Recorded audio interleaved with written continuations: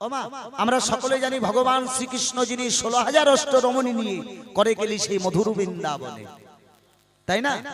আমি ভক্ত নারদ হয়ে ওনার কাছে জিজ্ঞাসা রাখতে চাই, আমি শাস্ত্র মধ্যে যা পাই এই 16,000 অষ্টরমণী হলো ভগবান শ্রীকৃষ্ণের নিজের ছেলের বউ। আমি শাস্ত্রের মধ্যে যা পাই এই 16,000 অষ্টরমণী হচ্ছে ভগবান শ্রীকৃষ্ণের নিজের ছেলের বউ। তোমার কাছে আমার জিজ্ঞাসা রয়, তুমি দাপরের ভগবান শ্রীকৃষ্ণ দয়াময় সদা সর্বদাই 16,000 অষ্টরমণী নিয়ে রাসলীলা করলে, এই 16,000 অষ্টরমণীকে তুমি কোন জায়গা থেকে নিয়ে আসলে? তোমার কাছে আমার জিজ্ঞাসা, তুমি সুন্দর করে বোঝাবে ধর্মসভা পরে। যেহেতু রাস নিয়ে এই অনুষ্ঠান, তাই রাসের কিছু কথা তুলে ধরতে চাই। আমার বিপক্ষের শিল্পী উত্তম মহন্ত ভগবানের ভূমিকায় এসে সুন্দর করে সমাধান দেবেন ধর্মসভায়। তাহলে এই 16,000 অষ্টরমণী সর্বপ্রথম কোথায় ছিল আর কোথা থেকে নিয়ে এসে তুমি এই 16,000 অষ্টরমণীকে নিয়ে রাসলীলা করলে? তোমার কাছে আমার জিজ্ঞাসা, তুমি যাবে বলে। আমি কল্পনাতে নারদ হইলাম রে এ ধর্ম সভা, আমার বিপক্ষের শিল্পী যিনি হলেন শ্রীকৃষ্ণ কানাই রে। আমি কল্পনাতে নারদ হইলাম রে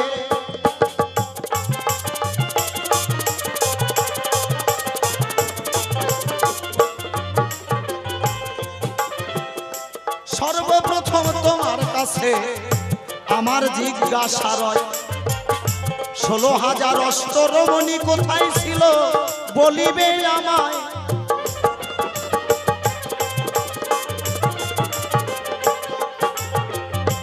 এমন একদিন ভগবান শ্রীকৃষ্ণের কি কর্ম করিল, হঠাৎ একদিন রাসলীলায় গিয়ে রাসের চাকা বন্ধ হয়েছিল।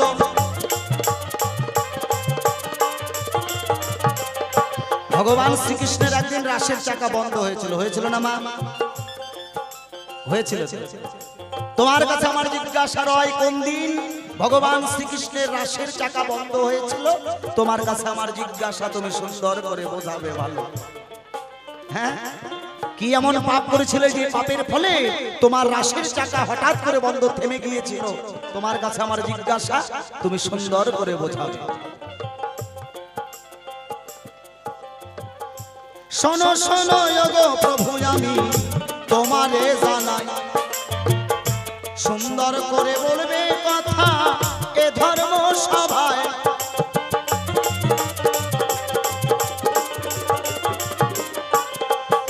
আমরা সকলে আমরা ভগবান শ্রীকৃষ্ণকে জানি। আমাদের দাপর লীলায় ভগবান শ্রীকৃষ্ণ সর্বসার। গীতার পাতায় বললেন, আমি ভগবান, আমাকে তোমরা ভজনা করো। কিন্তু যে ভগবানের আমরা ভজনা করি, হে প্রভু তোমার কাছে আমার জিজ্ঞাসা রয়, ভগবান শ্রীকৃষ্ণ নিজেই সোজা ভাবে দাঁড়াতে পারে না, আবার 16,000 অষ্টরমণী রাস করলেন মধুর বৃন্দাবন। কি বাবা, ভগবান শ্রীকৃষ্ণ সোজা ভাবে দাঁড়াতে পারে? পারে না। কারণটা হচ্ছে ভগবান শ্রীকৃষ্ণের শরীরে 3টা ভাঁজ আছে, কোমরে একটা ভাঁজ, ঘাড়ে একটা ভাঁজ, আর পায়ে একটা ভাঁজ। ওই জন্য ভগবান শ্রীকৃষ্ণকে ত্রিভঙ্গ বলা হয়। তোমার কাছে আমার জিজ্ঞাসা, দেবে সমাধান। তুমি ত্রিভঙ্গ হলে প্রভু কিসের কারণ?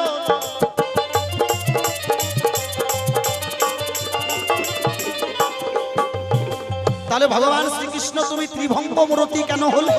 তোমার কাছে আমার জিজ্ঞাসা। এই সর্বপ্রথম এই কয়েকখানা জিজ্ঞাসা রেখে এখন আমি বসতে চাই। আপনাদের সামনে আসছেন উত্তম মহন্ত। আজকে তার ভূমিকাটা হচ্ছে শ্রীকৃষ্ণ কানাই।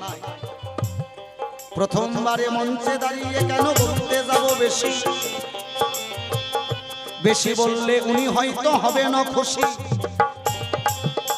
ওরে থাক থাক, আরে বেশি কথা বলবো না, এইখানে রেখে দিলাম আমার কবির কল্পনা। এরপরে উত্তম মহন্ত আসরে আসিয়া সুন্দর ভাবে তত্ত্ব কথা দেবেন বোঝাইয়া। যা যা জিজ্ঞাসা সভা মধ্যে করে গেলাম দান, সুন্দর ভাবে ধরে ধরে দেবে সমাধান।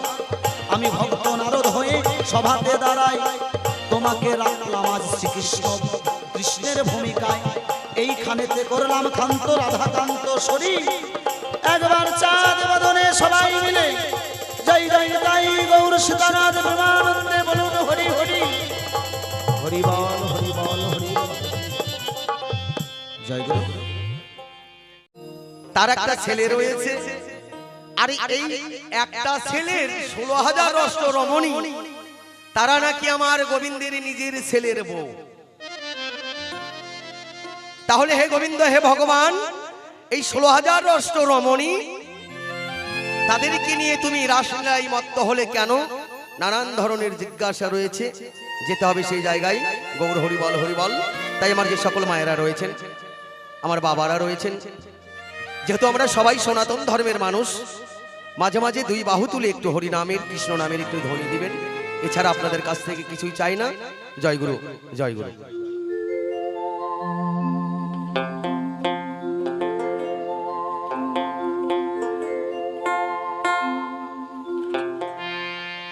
ওই আমি কল্পনাতে কৃষ্ণ চন্দ্র রে,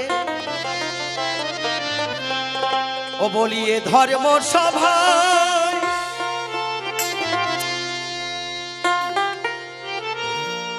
ওরে জগতে মাঝে কৃষ্ণ চন্দ্র কি লীলা করে যায় রে, কল্পনাতে কৃষ্ণ চন্দ্র রে।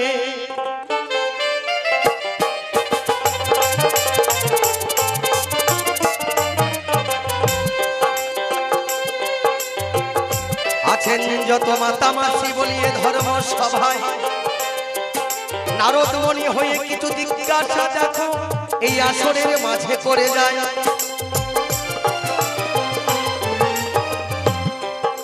তাই বলতে চাই আমি নারদ মুনির ঠাঁই, ভক্তের মনোবাসনা পূর্ণ করতে আমার গোবিন্দ আসলেন এ ধরায়। তাই আমার ভগবান, আমার গোবিন্দ বললেন, ভক্তই আমার মাতা পিতা, ভক্তই আমার গুরু, ভক্তই আমার নাম রেখেছে বাঞ্ছা কল্পতরু। ভক্তাধীন ভগবান, তাই আমার ভক্ত মন প্রাণ দিয়ে যখন আমার গোবিন্দকে স্মরণ করে, গোবিন্দ আমার নাই সে থাকতে পারে না। শোনো শোনো নারদ মুনি বলি এ ধর্ম সভায়, এই 16,000 অষ্ট রমণী ছিলেন দেখো, স্বর্গের অপ্সরা দেখো শাস্ত্রেই তাহা হয়। এনারা ছিলেন স্বর্গের অপ্সরা, ভগবানদেরকে দেবদেবতাদেরকে মনের বাসনা পূর্ণ করতেন নাচ গান করে। এনারা ছিলেন নর্তকী। তাই গোবিন্দের চরণে এদের মনের বাসনা রয়, হে গোবিন্দ, হে ভগবান, পূর্বে জন্মে তোমায় যেন আমি ভগবান স্বামী রূপে পাই, মনের আশা পূর্ণ হবে দেখো অগদয়াময়। এক একজনের এক একটা মনের বাসনা আছে। তোমাকে যেন আমি আমার স্বামী রূপে পাই, তোমাকে যেন আমার বন্ধু রূপে পাই, তোমাকে যেন আমি আমার ভগবানের চোখে যেন দেখতে পারি, তোমার চরণে যেন আমি সাধন ভজনা করতে পারি। যত 16,000 অষ্টরমণী ছিল সবাই তারা মনের বাসনা করল। তাই পরনীলায় এসে আমার অনাদিরাদি গোবিন্দ শ্রীকৃষ্ণ ভগবান বাসনা পূর্ণ করতে আসলেন এ ধরায়। তুমি বললে এই 16,000 অষ্টরমণী নাকি আমার অনাদিরাদি গোবিন্দ শ্রীকৃষ্ণ ভগবানের নিজের ছেলের বউ। শোনো শোনো নারদী মুনি দেখো বলিয়ে ধর্ম সভায়, আমার কৃষ্ণের যে একটা সন্তান রয়েছে তা তো আমাদের কারো জানা নাই। আচ্ছা, আপনারা কি জানেন কৃষ্ণের যদি আমার গোবিন্দের যদি সন্তান হয় তাহলে আমার মনে হয় রাধারানীর সন্তান হবে। কিন্তু সেটা যদি হবে তাহলে জগৎ সংসারের মাঝে রাধারানীকে কেন কেউ মা বলে ডাকে না? রাধারানী যদি সন্তান হবে তাহলে রাধারানী একজন মা হবে, কিন্তু বর্তমান আমরা সংসারের মাঝে দেখতে পাই জগৎ সংসারে কালী মা, দুর্গা মা, সরস্বতী, লক্ষ্মী মা রয়, কিন্তু রাধারানীকে কেন মা বলা হয় না? কেননা আমার রাধারানীর বা গোবিন্দের কোনো সন্তানই নেই। সাধুগুরু বৈষ্ণবের মুখের বাণী আমি শুনতে পাই, আমার কৃষ্ণ দয়াময়ের সন্তান ছিল, দেখো শাস্ত্রেই তাহা রয়। সন্তানকে যিনি লোভ লালসায় একজন ছিলেন, যার নাম অসুর রূপে বর্তমান জগৎ সংসারে রয়, তিনি একজন আমার গোবিন্দের ভক্ত হয়। যেন আমি আমার এই প্রাণটা যেন আমার গোবিন্দের চরণে দিতে পারি। হে কৃষ্ণ দয়াময়, তোমার হাতেই যেন আমার মরণ হয়, ভক্তের মনোবাসনা। তাই পরনীলায় এসে একজন অসুর কুলে জন্ম নিলেন, আর তিনি হলেন আমার অনাদিরাদি গোবিন্দ শ্রীকৃষ্ণ ভগবান, তার একজন সন্তান। নরকাসুর নামে একজন অসুর ছিল, দেখো মিথ্যা কথা নয়। এই অসুর ছিল আমার কৃষ্ণ দয়াময়ের সন্তান, দেখো শাস্ত্রেই তাহা কয়।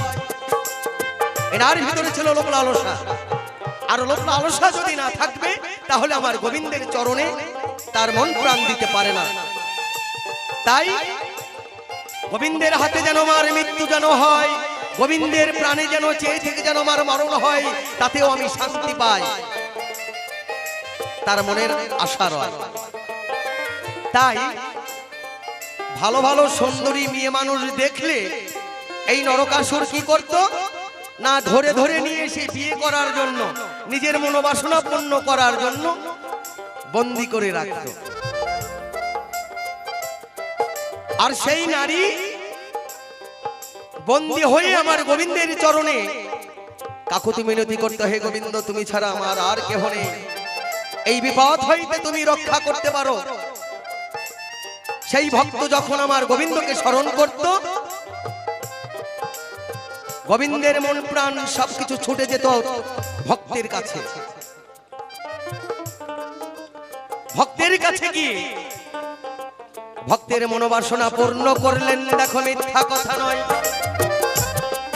নিজের সন্তানকে বধ করলেন আমার কৃষ্ণ দয়াময়। ওমা, আমার গোবিন্দ জানতেন এই অসুরকে যদি জগৎ সংসারের মাঝে বেঁচে রাখি, আমার তো সম্মান থাকবেই না, ভক্তদেরও সম্মান থাকবে না। তাই আমার অনাদিরাদি গোবিন্দ অসুরকে বধ করলেন। যখন বধ করলেন সঙ্গে সঙ্গে ভক্তরা তখন আমার গোবিন্দের কাছে প্রার্থনা করলেন, হে গোবিন্দ আমাদের উপায় কি হবে? গোবিন্দ তখন বললেন, তোমাদের মনোবাসনা আমি পূর্ণ করব। তাই এই 16,000 রস্য রমণীকে নিয়ে আমার অনাদিরাদি গোবিন্দ শ্রীকৃষ্ণ ভগবান দাপর নীলায় যদুবংশ তৈরি করলেন, দেখো মিথ্যা কথা নয়। শোনো শোনো নারদে মণি বলিয়ে ধর্ম সভায় আমার গোবিন্দ যদুবংশ তৈরি করলেন। আপনাদের সবার জানা রয়, যদুবংশ তৈরি করতে গিয়ে এই 16,000 রস্য রমণী হইতে আরো রাক্ষসের সৃষ্টি হয়ে গেল, অসুরের সৃষ্টি হলেন। আমার কৃষ্ণ দয়াময় মনে মনে চিন্তা করলেন, এই অসুরেরা যদি থাকে জগৎটাকে ধ্বংস করে দিতে পারে। আমার ভগবান চালাকি করে ওই অসুরদের নিজে নিজেই বিনাশ করার চিন্তা করলেন। কেমন? তাদেরকে নিজে নিজেই তাদেরকে লোভ লালসা দেখিয়ে যুদ্ধ সৃষ্টি করলেন। ছেড়ে দিয়ে যায়, যুদ্ধ সৃষ্টি করার পরে তারা নিজেরাই যখন যুদ্ধে মারা যায়, যদুবংশ শেষ। নিজে সৃষ্টি করলেন আবার নিজেই ধ্বংস করলেন। শোনো শোনো নারদ মণি বলিয়ে ধর্ম সভায়, জগৎ সংসারে এলেন দেখো আমার কৃষ্ণ দয়াময়। জয় জয় রাধা গোবিন্দ প্রেমানন্দ হরি বল হরি বল। উনি বললেন, হে গোবিন্দ হে ভগবান, তুমি ভক্তের কারণে তুমি আসলে ধরায়, তো বলতে চাই ভক্ত তোমার ঠাই। তাই আমার ভগবান বললেন, ভক্তের হাতে প্রেমের ডুরি যেদিকে ঘুরাই আমি সেদিকেই ঘুরি। ভক্ত দিলে খাই আর না দিলে আমি সেই দিন উপবাসে যাই। তাই আমার গোবিন্দ ভক্তের জন্যই আসলেন অবতার, অবতীর্ণ অবতরী হয়ে আসলেন জগৎ সংসারের মাঝে। এই তো তোমার কথারই জবাব কথাই মিটে যায়। শোনো শোনো নারদ মণি বলি তোমায় দেখো এ ধর্ম সভায়। তোমাকে আর একটি কথা বলতে চাই, যিনি ছিলেন এই জগৎ সংসারের মালিক, যিনি ছিলেন এই বিশ্ব ব্রহ্মাণ্ডের মালিক, সে কখনো পাপ করতে পারে না, সে কখনো পাপ করতে পারে না। তাহলে আমার কৃষ্ণ দয়াময় আসলেন এই ধরাধামে ভক্তের লাগিয়া। তো আমি তোমার কাছে আমি ছোট্ট একটি জিজ্ঞাসা করতে চাই, ছোট্ট একটি জিজ্ঞাসা করতে চাই। উনি বললেন, আমি নারদ মনে হয়ে কিছু জিজ্ঞাসা করব দান। তো নারদ মণি তোমার কাছে আমার ছোট্ট একটা জিজ্ঞাসা, বলবে কেমন? বর্তমান সাধুগুরু বৈষ্ণবের মুখের বাণী শুনতে পাই নারদ মণির জন্ম নাকি বহুবার হয়, মানে কতবার এই জগৎ সংসারে এসেছে হয়তো তিনি নিজেই জানেন। তাহলে সুন্দর করে বলে যাবে ধর্ম সভায়, তোমার পিতা মাতাটা কে হয়? তোমার বাবার নাম কি, তোমার মায়ের নাম কি? বলবে তুমি ধর্ম সভায়।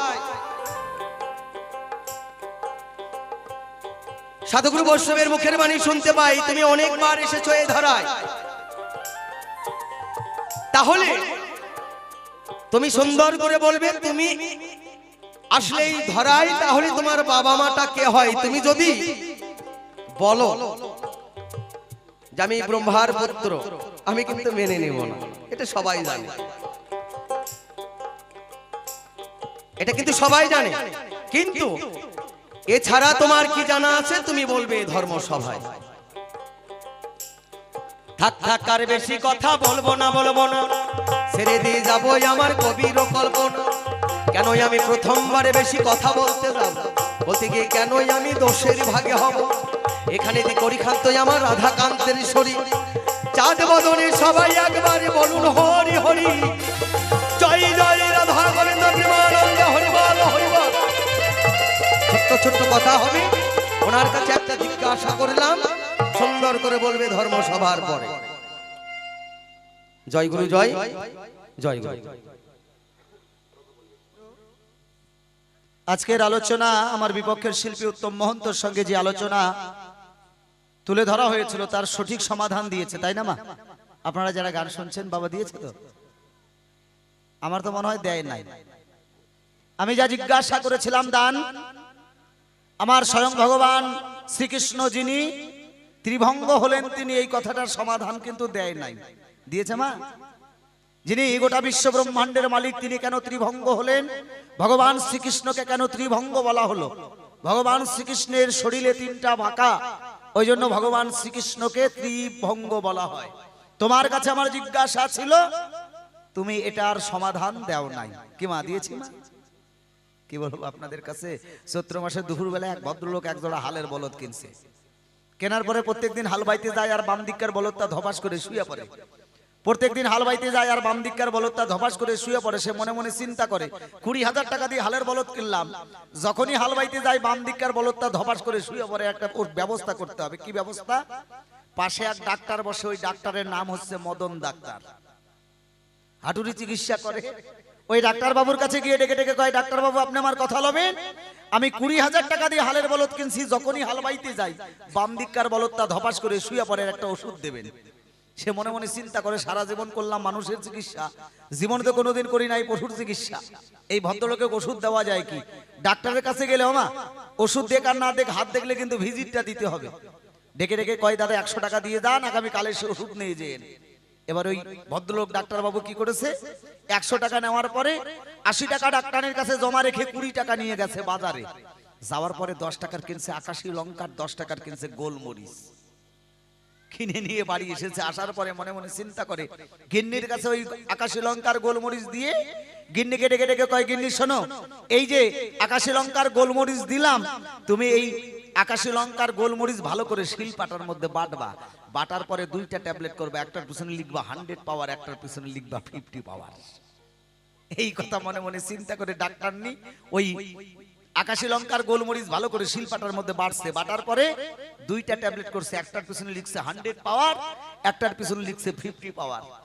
পরের দিন যখন ওই ভদ্রলোক ওষুধ আনতে গেছে, ওমা কি বলবো আপনাদের কাছে, ডেকে ডেকে কয়, দাদা এই যে 2টা ট্যাবলেট দিলাম, যখন আপনার ওই বাম দিককার বলদটা ধপাস করে শুয়ে পড়বে, পকেট থেকে 50 পাওয়ারটা বাইর করে গরুর লেজটা তুলে ভালো করে নরম জায়গায় ঘষে দেবেন। গরু কি আর চুপ করে থাকতে পারে? ওমা আকাশি লঙ্কার গোলমরিচের ঝাল যদি একবার পেছনে পড়ে। এই কথা মনে মনে চিন্তা করে ভদ্রলোক পরের দিন 2টা ট্যাবলেট পকেটের মধ্যে নিয়েছে আর মনে মনে চিন্তা করছে, গরু তুই খালি আজকে শুয়ে দেখ। গরু তো আর বোঝে না পকেটের মধ্যে ট্যাবলেট আছে। ওমা সেদিন আবার হাল বাইতে যাবে, লুঙ্গিখানা পরছে, গামছাখানা ঘাড়ে নিচে, আন্ডারপ্যান্ট পরার কথা মনে নাই। মনে মনে চিন্তা করে, গরু তুই খালি আজকে শুয়ে দেখ। যেই হাল বাইতে গেছে বাম দিককার বলদ ধপাস করে শুয়ে পড়ছে। আচ্ছা পকেটের মধ্যে ছিল 2টা ট্যাবলেট, 50 পাওয়ারটা বাইর করে গরুর লেজটা তুলে ভালো করে নরম জায়গায় ঘষে দিয়েছে। গরু কি আর চুপ করে থাকতে পারে? গরু একবারে শতাব্দী 100 মতন দৌড়। একে গরিব মানুষ মাথায় হাত দিয়ে বসে পড়ছে, মনে মনে চিন্তা করছে, গরু হারিয়ে গেলে এবার গরুর চাইতে জোরে না দৌড়াইলে তো গরু খোঁজা যাবে না। কি বলো বাবা? হ্যাঁ, গরু হারিয়ে গেলে গরুর চাইতে জোরে না দৌড়াইলে গরু খোঁজা যাবে। পকেটের মধ্যে ছিল ওই 100 পাওয়ার, 100 পাওয়ারটা বাইর করে নিজের লঙ্গিটা উঁচা করে লাগিয়ে নিয়েছে নিজের সেন্টারে। কি বলবো আপনাদের কাছে, গরু তো শতাব্দী 100 মতন দৌড়, ওই ভদ্রলোক একবারে রাজধানী 100 মতন দৌড়। উত্তম মহন্ত, কার সঙ্গে তোমার পড়েছে পালা? যেই জায়গায় করেছিলাম জিজ্ঞাসা, তার সমাধান তুমি দাও নাই। অবশ্যই তোমার কাছে এই সমাধান আমি চাই। জয় জয় নিতাই গৌর সীতানাথ প্রেমানন্দে, হরি হরি বলো। জয় গুরু। আমি এখানেই রাখলাম।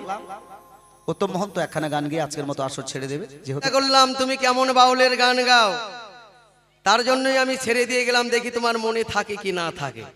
তুমি কয় কেজি চাউলের ভাত খাও, ওই জিনিসটাই পরীক্ষা করলাম। অনাদিরাদি গোবিন্দ শ্রীকৃষ্ণ ভগবান, তাকে ত্রিভঙ্গ বলা হয় কেন, 3টি ভাঁজ কেন? আমার মনে হয় যে তোমার ভগবান যে জায়গায় দাঁড়িয়ে রয়েছে, আমার মনে হয় যে তোমার ওই ভগবানের শ্রীকৃষ্ণের হয়তো প্যারালাইসিস হয়েছিল, তার জন্য 3 ভাগ হতে পারে। কিন্তু সেটা নয়। তো বলতে চাই, তোমার ঠাই কথাই কিছু বলে যাই। একদিন আমার অনাদির আদি গোবিন্দ শ্রীকৃষ্ণ ভগবান রাধারানীকে কথা দিয়েছিল যে, হে রাধারানী, তুমি তোমার কুঞ্জ সাজিয়ে নিয়ে থাকবে আজকে, কেননা তোমার মনোবাসনা পূর্ণ করতে আসবো। অথচ রাধারানীর কুঞ্জে না গিয়ে আমার অনাদির আদি গোবিন্দ বিরজার কুঞ্জে গিয়ে বিরজার মনোবাসনা পূর্ণ করছেন। যখন সারা নিশি চলে যায়, রাধারানী আমার গোবিন্দকে পাগলিনীর বেশে খুঁজতে খুঁজতে গিয়ে দেখতে পায় বিরজার দরজার সম্মুখে শ্রীদাম সখা দাঁড়িয়ে রয়েছে। তখন রাধারানী মনে মনে চিন্তা করেন, শ্রীদামকে যখন এখানে দেখতে পাচ্ছি, তাহলে আমার গোবিন্দ এখানেই রয়েছে। সঙ্গে সঙ্গে রাধারানী শ্রীদাম সখাকে গিয়ে বললেন, হে শ্রীদাম, তুমি দ্বারটা ছেড়ে দাও, আমি দেখতে চাই আমি ঘরের ভিতরে প্রবেশ করতে চাই, এখানে কে রয়েছে? আমার মনে হয় আমার গোবিন্দ রয়েছে। শ্রীরাম তখন বললেন, হে রাধারানী, আমি তো গোবিন্দের দাস, তার হুকুম আমি পালন করছি, কেননা ভিতরে তো প্রবেশ করা যাবে না। এইভাবে যখন দুজনার মাঝে কথা যুদ্ধ হয়, বিরজা দেখতে পাই, শুনতে পাই কে যেন এসে দরজায় দাঁড়িয়ে কথা যুদ্ধ করছে। সঙ্গে সঙ্গে আমার গোবিন্দ তখন বিরজাকে বললেন, হে বিরজা, তুমি এই ঘরের ভিতর থেকে নদী হয়ে প্রবাহিত হও। বিরজা তখন গোবিন্দের কথা কি করলেন? নদী হয়ে ঘরের ভিতর থেকে প্রবাহিত হলেন, আর ওই নদীর চরে আমার গোবিন্দ সর্প হয়ে খেলা করছে। রাধারানী ধ্যান যোগে জানতে পাই এই নদী তো মায়া, বিরজা আমার ভয়ে নদী হয়েছে, আর সেই নদীর চরে খেলা করছে আমার গোবিন্দ, তা তো হতে পারে না। সঙ্গে সঙ্গে রাধারানী কি করলেন? ময়ূরী রূপ ধারণ করে ওই সর্পটাকে সঙ্গে সঙ্গে থাবা দিয়ে ধরলেন। আর ময়ূরীর যে 3টি আঙ্গুল ছিল, যে আঙ্গুল আমার গোবিন্দের শরীরে আঘাত করলেন, সেখান থেকে 3টি ভাঁজ হয়ে গেলেন। আর সেদিন থেকে আমার গোবিন্দকে ত্রিভঙ্গ বলা হয়। জয় জয় রাধা গোবিন্দ প্রেমানন্দ, হরিবল হরিবল। কেননা দেখবেন, যেখানে ময়ূর বা ময়ূরী থাকে সেখানে সর্প থাকতে পারে না। ছেড়ে দিয়ে যাই, আজকের মতো আসর রেখে দিব।